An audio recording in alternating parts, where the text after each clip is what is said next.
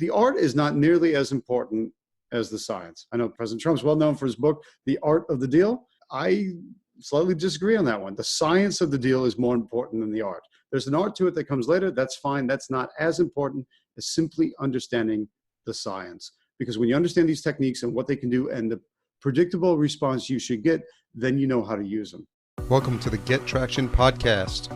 If you're ready to learn exactly what it takes to become a real estate entrepreneur, then this is the show for you. With your host, founder of Traction Real Estate Mentors and president of the Traction Real Estate Investors Association, Tom Zeeb. Welcome back. It's Tom Zeeb with the Get Traction podcast on with my producer, Harry Duran. Hey, Harry. How's it going, Tom? Going awesome. So, Harry, so far we've covered some Find the Deal marketing, and we've heard from a very successful student of mine as well in an interview. And I want to delve deeper into the Make the Deal portion of the process. So this is all about negotiating. Negotiation is just a ton of fun. I love negotiating. So we're going to have a good time with this. Sounds good. All right. So negotiating wise, there's a reason negotiation is so important. When you do your marketing right, you're not getting cold leads, but you're not getting hot leads either. You're getting kind of lukewarm leads. Your job is to take a lukewarm lead and turn it into a red hot deal.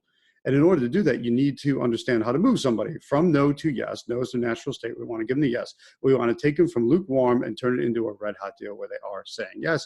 We do that through awesome negotiation skills.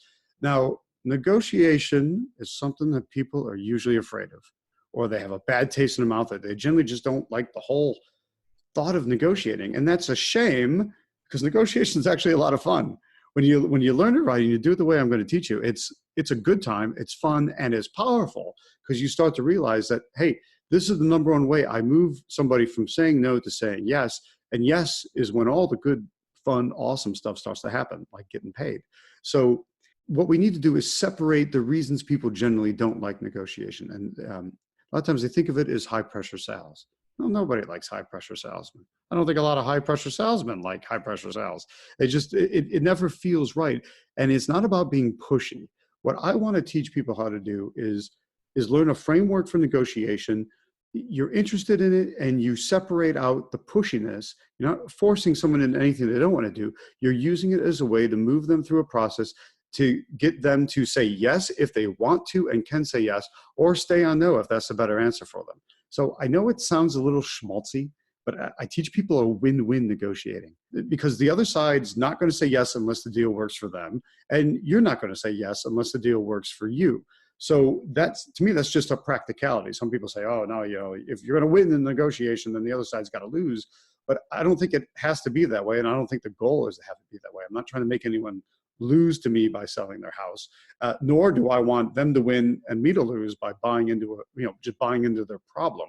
The point is, I need to get them out of the problem and out of their situation, right? I need to solve whatever motivating them to be a motivated seller. I need to solve that problem, and then I need to make money in the process. So I need to get a good deal that I can quickly resell if I'm wholesaling it, or if I can hold on to it as a landlord, or if I can fix it up and resell it as a rehabber. So to me, it truly is a win-win type of negotiation. And when we get that into our mind, then it works. Everything goes a lot smoother, because we say, okay, I'm dancing with somebody.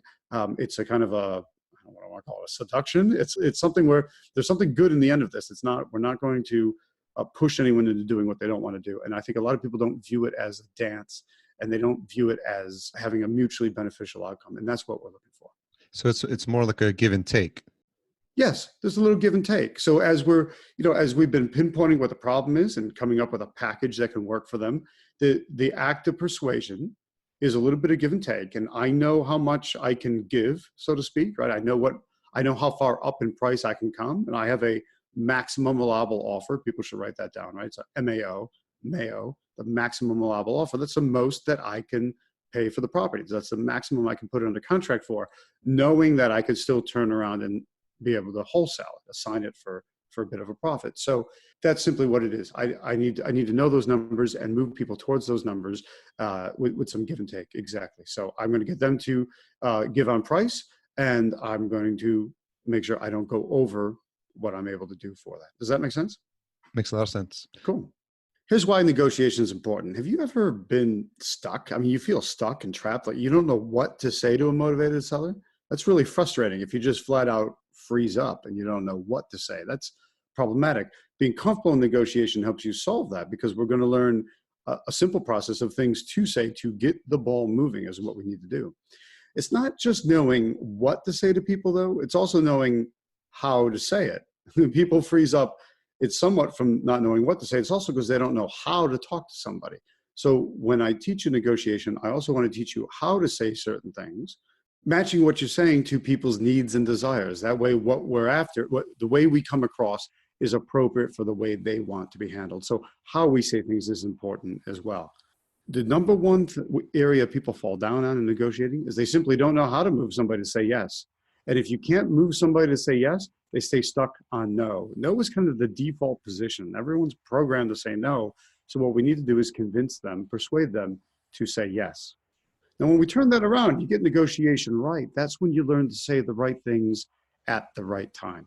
And think about how great that would be if you're always able to say the right things to someone at the right time. How great would life be if people always said the right things to you at the right time? That makes a big, massive difference. And I imagine that comes with practice too. It does. Yeah, you got to practice it. And that's why we're going to practice so much, is that the more and more you drill all this negotiation into your head, learn it, understand it, you just start to breathe it, it comes out more naturally. And so it makes those things easier. It's easier to say the right things at the right time. It's also then much easier to say all those right things with confidence. The way we present ourselves to the world makes a big, huge difference. Harry, if I say, hey, sir, maybe if I've never done this before and I'm kind of scared, maybe, if we came to an agreement and I could find the right contract, would you sell me your house? How confident does that sound? Doesn't seem like much business is going to be happening there. No, probably not. Are you going to say yes or no to that? Big fat no. A big fat no, exactly. Now, on the other hand, let's turn that around. What if I say, Harry, your problems are X, Y, and Z. We've addressed all of those in this offer. I'm able to give you this amount of money. Here's the contract. I've listed all that stuff out in the clauses. We'll be able to close this in 30 days and have you moving on with your life and solve all of those problems. What do you say now?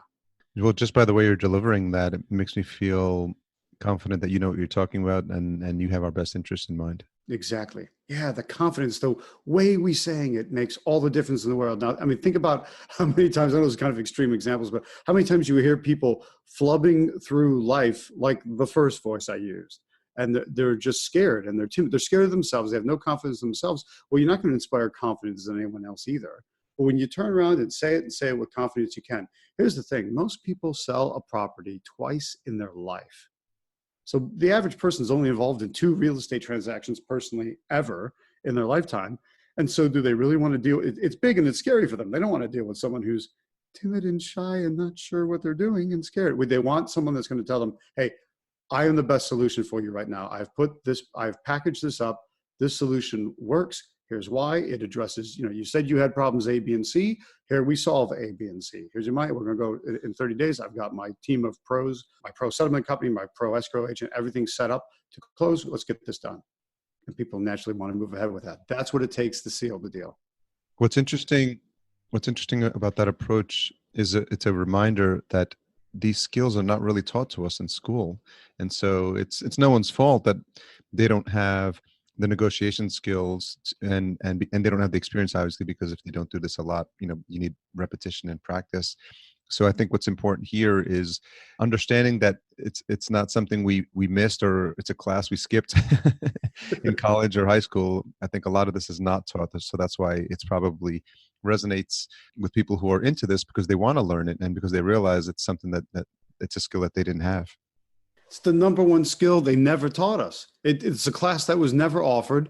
It wasn't even a matter of skipping. It's just not there. I don't understand, Harry. It drives me crazy. It's one of my big pet peeves because negotiation is flat out the most important money-making skill you can learn, period. And negotiation is the number one most important life-improving skill you can learn, period. So what I'm teaching you, I'm teaching this to you to get better real estate deals. But the techniques and the concepts and ideas on how to talk to people and say it with confidence and go through these techniques in this process, it works in all walks of life. I mean, one of the things you have to accept is you're negotiating all the time. So if you're at work, you have a boss, you're negotiating. You have subordinates, you're negotiating. You have coworkers, negotiating. At home, you're married or have a significant other, you're negotiating. You got kids, you're negotiating. They're negotiating with you. You're negotiating all the time. Everything you do is a negotiation, but for some bizarre reason, we don't view it that way. And therefore, none of this is ever taught in school. And I can't figure that out. The negotiation skills have been the number one thing that have turned my business around. When I started learning negotiation properly, I had a lot of regret, to be quite honest. I regretted all these deals I could have had that I realize now why I had blown them.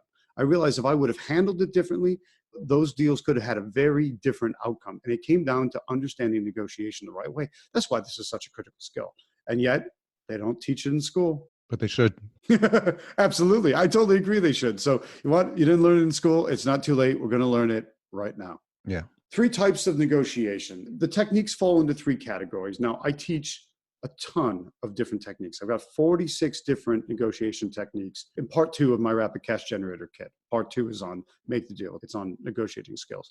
I want to pull a few of those out today and teach you them exactly how to use. And listeners will be able to use these immediately. I mean, they fit right into you're negotiating for deals, you're negotiating in life. So I want to pull those out.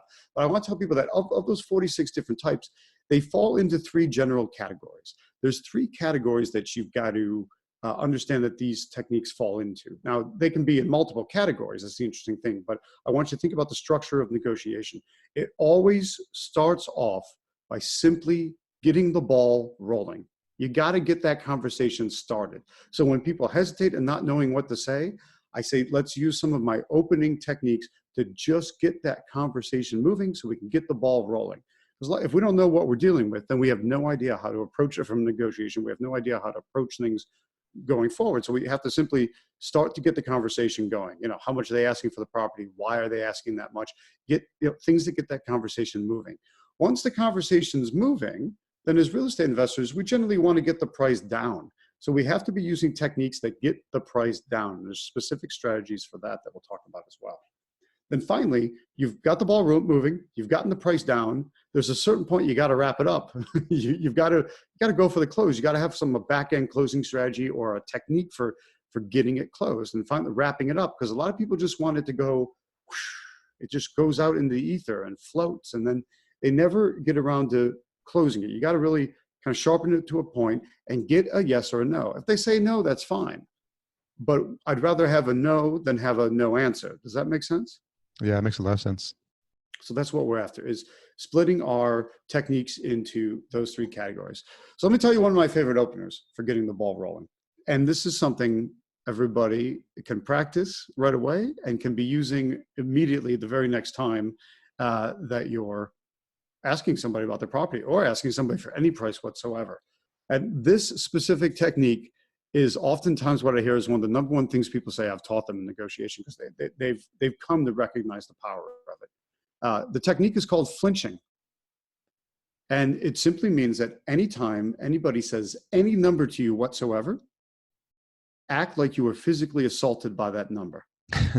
All right. So, and I know this is audio, so I'm going to do the close cousin of the flinch, which is the verbal flinch, for example. So, Harry, say a number.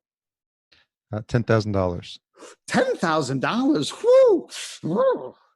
That's a lot of money. That's an audio flinch. It's an audio flinch, right? So, how did you feel when I audio flinched at you? It created an immediate reaction, an adverse reaction to you. So it made me, as the originator of that number, I think subliminally second guess the number and say maybe that wasn't the right number to say. Exactly. You're second guessing your own number. Now, remember, Harry, I didn't say give me a price on a house. I didn't even say give me a price. I just said say a number. You happened to say $10,000. You could have said the number 6, and I would have acted the same way, and you would have had that same thought in your head. You would have self-doubted your own choice. Yeah. So think about it. You felt that way simply from my reaction to you.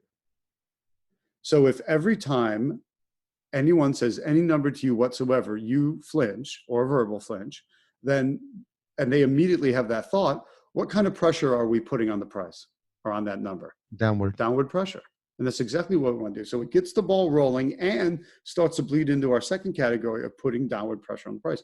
So folks, try this. The very next time anyone says any number to you whatsoever, flinch and watch what happens. Someone's going to say, oh, Tom, I don't have a deal to work on this week. That's fine. Next time you're at the store, ask how much something costs. I know it's on the tag, but it doesn't matter. Flinch and watch what happens. Sometimes they run out and they go get the manager's 10% discount for you.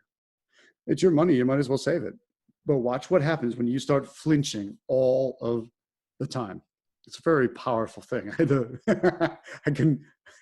I practice everything I preach, and I love flinching every time I ask the price of something. So there was this one time I was having my hair cut, and it had been a new salon because my normal guy was, he was going out of town for a few months. So I just wandered in somewhere else, and this guy's cutting my hair, and I commented that, there's not as much of it left as there used to be, right? Because the typical middle-aged guy, I'm losing my hair. And he goes, oh, I have something for that. And I'm thinking, oh, here we go. Of course you do. You've got something for it. He pulls out this bottle of shampoo. He says, this, it's basically magic shampoo.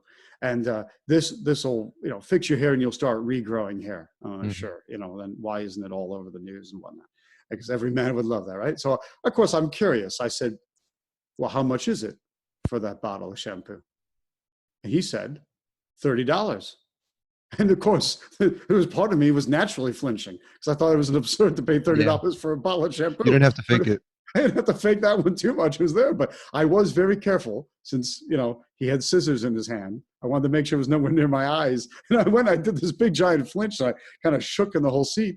And he went, but I can do better than that. I was like, what's that? He said, $20. So I'm already got $10 off the darn bottle of shampoo. And I still did a light flinch. I went, woo, is that the best you can do? Which that's a technique in and of itself, right? Is that the best you can do is effectively putting a kind of a vice squeeze on somebody. He goes, no, the best I can do is $15. That's half price. So wouldn't you know it, I bought the darn bottle of shampoo. But certainly not for the full price. It was good. And it's done nothing to help my hair. So yeah, and I'm sure he still made money because he's not going to be selling it at a loss. Exactly. He's not going to sell it at a loss. So it was fun. We both won. I got he got to make a sale and I got a much better price on it. So that verbal flinch is a very powerful technique. Use it all the time. Practice the very next time you're out there. I'm sure you'll have an opportunity within a couple hours of listening to this podcast to be able to use that. So just flinch and watch what happens. I'd love to hear your stories and feedback on that. Second specific technique I want to teach you is called specific numbers. Now, a specific number is when you have to make an offer to somebody. And I do this with all my starting offers. When I am initially making somebody an offer, I don't want you to make it at an even number. So if I was going to offer you $100,000 for your house, I would never offer you $100,000 because that just seems kind of even and plain and not thought about. I'm just kind of spitballing the number. I would offer you $101,579 because now that number seems scientifically calculated.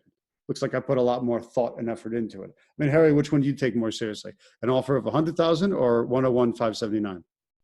Yeah, I think it's human nature to think that there's going to be wiggle room in the 100,000. It's like, it feels like an arbitrary number. And yep. I would think my immediate, and the math is easy, right? Because you can easily chop $10,000 off and be like, no, let's go 90 or let's go 80. And then, the negotiation starts.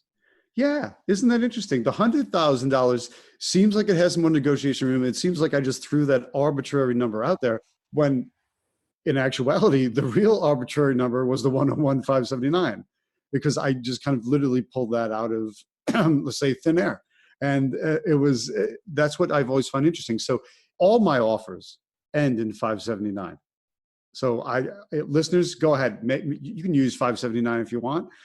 It's not those specific numbers that makes a difference. It's the fact that it is a specific number. So I know those have a nice upward sound. They're all round upwards. It's 579. That's great, but it doesn't matter. You can say, 123 or 479. It doesn't matter. Just choose something specific because now it seems like we have really scientifically figured out what we're after. So if anyone kind of says, well, how do you figure that? That's a weird number. How do you figure that out? I say, well, we have a spreadsheet. We analyze the neighborhood. We know what our costs are. And then I plug it all in the spreadsheet and out pops this number. Now, that is pretty much what happens, except it doesn't come out with that exactness. I just add the exact number because I know it makes my offer that much more serious. Therefore, that much more able to be accepted or at least countered, because I don't really want them accepting my first offer anyway. That's a big negotiation point. You never, and like Harry, you said $10,000 before was your number. Yeah. And let's say I was asking you how much do you want for the microphone you're using. Oh, $10,000. So Harry, I'll give you $10,000. Okay. What do you say now? I'll take it. And any thoughts in your head? If it's immediately what I asked for and you offered to give me that, then I feel like I just got a good deal. You got a good deal. Could you have gotten more? Yeah. But do you know if you could have gotten more or how much more? No, because I'm just so happy to sell it that I just take Exactly. So yeah, no, what happens a lot of times when you jump at the first offer, then the person is happy, right? You said you're happy to have it, but you're always wondering, oh, he agreed so quickly. I wonder how much more I could have gotten. And so if you're negotiating with somebody on a house, when you jump at their first offer, you're putting that thought in their head. They're wondering how much more they could have gotten and what's wrong here. There's kind of two predictable thoughts. Something's wrong and how much more could I have gotten? And it's the same thing. If they jump at your first offer, you're always going to wonder, how much better could I have done? But you'll never know. And then therefore you don't know if they were at the bottom. And that ties in with one more concept. All these concepts are layered together, right? It's all interlocked and layered. That's why it's so important to learn all this negotiation and then hear it told out in stories like this so that you understand it. If you jump at the first offer, you make an offer, they jump at it, they take it. Not only do you not know how much lower they would have gone, you also haven't given them a chance to fight for their number. They need to bring you up in the negotiation. That way they feel like they won. And that's another key negotiating concept. We want the other side to always feel like they won. Now it's win-win, both sides have won, but we want to make sure it's really important for them to feel like that they've won. If you always let the other side feel like they won the negotiation, then when you let them bring you up to their price, because then they feel like they won, because you have now agreed to what they wanted rather than them agreeing to what you wanted. It's really subtle, but you've got to always let that other side feel like they won. So they need to fight for their price. One of the reasons to do this is that people don't exist in a vacuum. They have a spouse or kids or family or parents or loved ones or even colleagues. There's somebody that when they get off the phone with you, they're going to go talk about what they've done. So if they turn around and say, hey, I'm selling my house, and this friend or family member says, oh, cool, how much did you get for it? And they say, I'm getting $100,000. You say, oh, that's great. How much do they offer you? Well, they offered me $100,000. Well, they're going to say, wait, you took the first offer? Are you silly? And they agree? Well, you could have gotten a better price. On the other hand, if they say, how much are you selling your house for? And they say $100,000. They say, oh, really? Well, what did they offer you? Well, they offered me $83,579, and I got them up to $100,000. Now they feel like they won, and you've given them a leg to stand on, right? Because they know they fought for that price. So in order to lock somebody into a price, make them fight for it. That's a good point. Yeah, it's not fighting in a bad way. It's just make them bring you up to quote unquote their price. That's going to be the major difference. So that's the power of specific numbers. I got one more for you as well. Higher authority. Now, higher authority is an interesting negotiation technique. I know most of the people out there, they're real estate entrepreneurs, and they're probably alone. Maybe there's one business partner, but for the most part, we tend to operate very solo, very alone. Therefore, there's no one else to blame things on, or no one else to turn to, or no one else that has to approve anything that we say or do. But what I'm saying from a negotiation perspective, you always want to maintain an escape to higher authority. You always want to be able to blame a higher authority for the decisions that are being made. Now, generally, you're the one on the phone with the person. You're the one communicating directly with a motivated seller. So that puts you in the customer-facing position. So we want you to be the good guy or the good cop, and we want the higher authority to be the bad cop. So a higher authority is simply somebody that you have to check with to determine whether or not that price is acceptable. So let's use that same example as before, Harry. If I've started off, I offered you $83,579. You've quote unquote brought me up to $100,000, and we agree on that. I might say something like, ooh, okay, I might be able to go up to 100,000, but I need to check with my people, or I need to check with the senior people in my office, or I need to check with the board, or I need to check with my underwriters or my inspectors or something. Now, notice what I'm overemphasizing in all those words. I'm being a little heavy on the S because it's plural. The key to higher authority is make sure that it's plural. Because if I say, oh, hey, I might be able to do that, but I need to check with Bob, then the natural way around it is you simply say, okay, Tom, get out of the way. Let me talk to Bob. So higher authority always has to be something plural, some sort of nebulous group that nobody else could assemble. There's no one phone number to call to get them together. That way, they know, okay, he's got to check with someone. It's a very natural thing, by the way, as most people think about what they do for a living. They work for other people. So it's very natural to have a higher authority and someone that has to approve what they do. So if anything, it puts you at their level and makes them like you even more. So that's the great way of using higher authority. Oh, and by the way, with all these techniques, there's usually a technique and a counter technique. If someone uses higher authority on you, let me make sure I tell you how to handle that as well. So let's say they use higher authority on you. And of course, if it's just a singular person, then just tell them to get out of the way and you try to contact that person directly. Now, if they use it in the plural, like they have a board to check with or a committee or some sort of group, and it's not a group you could directly approach, then you simply say, you have to get their commitment. So Harry, if it was you and you were saying, well, Tom, I don't know yet, I'd have to check with my board, I would look at you and say, okay, Harry, well, you do want to recommend what we've agreed upon to your board, correct? And then you would tell me yes or no. And so at this moment, I know, do I still have a problem with you? Or is it you having to convince the board? I might also find out if the board even exists, because a lot of times higher authority is a bluff with people. So they say they need to check with someone. They don't really. It just gives them a convenient way to think about it. So At that point, are you trying to isolate price as something you've agreed on? yes, you're isolating the price as something you've agreed upon, but needs to be approved. And if you really want, you do it at the certain point to stop the wearing away process, stop people from moving your price up any further. Because now you're saying, ooh, $100,000, there's a little flinch in there, right? Ooh, $100,000. I might be able to do that, but I need to check with my people. Well, now you can come back and say, yeah, my people won't go any higher. Or my people didn't approve me higher than 95,000. And now they're going to double down and fight for their 100, but they're not going to think about going any higher anymore. Does that make sense? Yeah, that makes a lot of sense. Yeah. So it's a pretty cool technique and way of doing it. So those are just a few of the techniques to teach. Like I say, there's 46 of them. They're all awesomely powerful and you can move them around and they're modular. So you use them as you need them. Sometimes you'll use them earlier on in a negotiation, sometimes in the middle, sometimes at the end. And just kind of knowing them. And when you practice, you get really good at just knowing when to pull it out. It's like, oh, I've seen this situation before. Let me use that technique and watch what happens. So you're always trying to get the price moving in your direction and you're trying to stop your position from being eroded by the other side.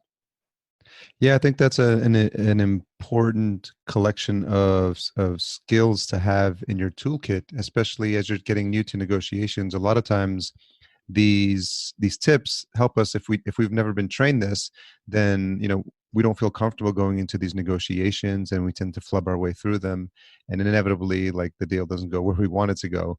So I think even just these basics that you've outlined here are very helpful, and they're very fun to work with and play with, and even better that we can practice, especially the flinching. To your point, it's something that we can start doing at Starbucks.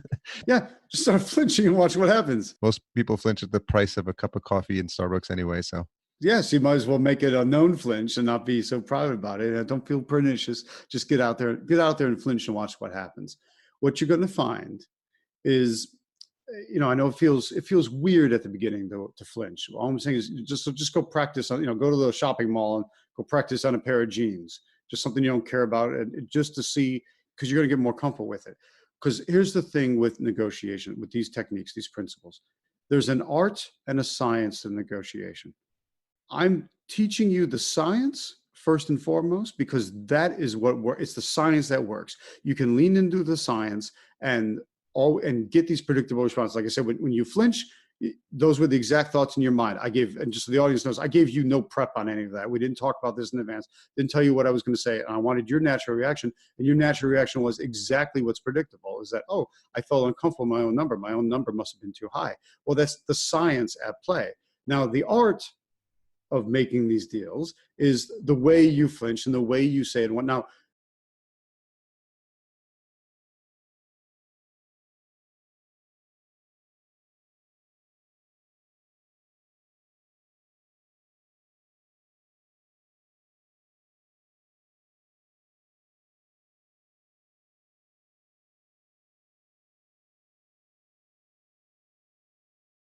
so if you focus in on the science, focus in on the like the how of what I'm teaching you, and then you just practice, you'll get your own artistry down. So it doesn't matter if you flinch really big like me and make it kind of crazy, or if you're a really meek, quiet flincher, it's still going to work because it's simply the science of flinching that works. Don't worry about the art as much at the beginning. You'll get your own artistry of these techniques down as you practice, but just learn the science the way I teach it and implement it and watch what happens. So that's very helpful, Tom. Is there some homework we could give folks to make this actionable and take some steps to wire this into their brain? I couldn't stand homework in high school, but I think let's call it field work, and then I'll agree to it. So yeah, it's a good idea, Harry. Look, folks, those three things I just taught you, flinching, specific numbers, and higher authority, are all immediately usable, right? You don't need any more training than that to apply those to what you're doing. So what I want you to do is go out, and the very next time someone says a number to you, I want you to flinch and see what happens. You put yourself in the position where you have to practice it, or like I say, the very next time, even at the supermarket, just ask how much something costs, even if it's got a tag on it. Ask how much it costs, flinch, watch what happens. With specific numbers, anytime you have to give a number, the very next offer you make on the phone now, make it with a specific number. If you say, well, I don't have any, what am I going to do? Wait around for somebody to call? How about this? Go to Craigslist, find a for sale by owner, call them, and go through this process to practice. And then whatever number they tell you, flinch at it and make them an offer back and use a specific number so you see what happens. Then 3, let's practice using your higher authority as well. So no matter what happens, no matter what people say to you, simply say, ooh, I might be able to do that. I need to check with my people. So put yourself in a situation where you can use each of these 3, because there's no special magic needed for these. You can flinch, you can use a specific number, and you can resort to higher authority. Yeah, so I highly encourage the listener to put these into practice, because with practice comes permanence. So thanks for sharing those tips on the art and science of a negotiation, Tom. Very helpful episode. Fantastic. Thanks, Harry. Look forward to talking to everyone again next time. Thanks for listening to the Get Traction podcast. To read the full show notes for this episode, which include a summary, timestamps, a couple of tweetable quotes, and any links mentioned, head on over to gettractionpodcast.com. See you next episode.